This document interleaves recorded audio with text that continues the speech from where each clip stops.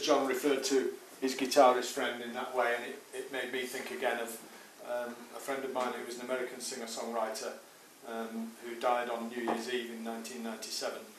And it was 2 o'clock in the morning, and my wife had gone to bed, and I was downstairs listening to the radio, and as I always say, that was typical of our New Year's Eves. But it came on the Radio 2 News, because that fell in the middle of the Bob Harris show, who played all this kind of music. And it came on the 2 o'clock news that my friend had been found dead. And like John, I was devastated at the time, and there was nobody to talk to about it, because obviously America was different clocks and everything else, so there was no phone started ringing immediately. It took 4 or 5 hours before that happened.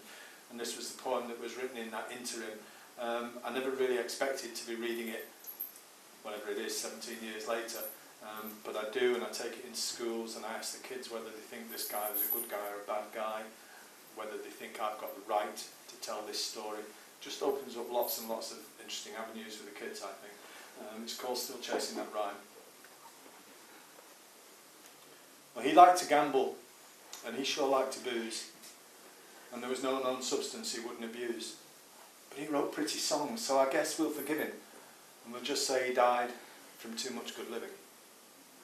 But I heard on the radio on 97 New Year's Day that my best friend was dead, and I remembered the things he'd say. He said, "The cards tell lies, Norm, the whiskey's the proof. The only thing worth believing is that songs tell the truth."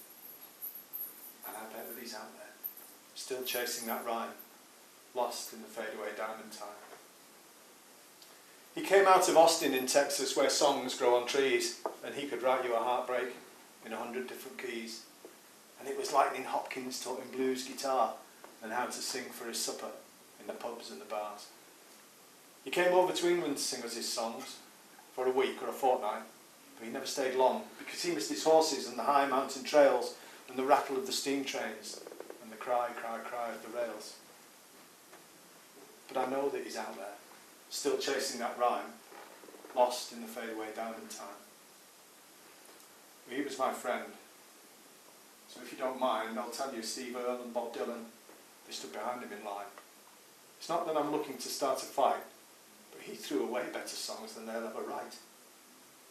But I had to hide his whiskey once just to get him on stage, and I heard him forget his own words and fly into a rage. So I have to believe what my radio said.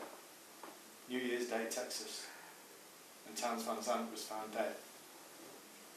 But I bet that he's out there, still chasing that rhyme, lost in the fadeaway diamond time, lost in the fadeaway diamond, lost in the fadeaway, lost in the fade, lost in the, just lost.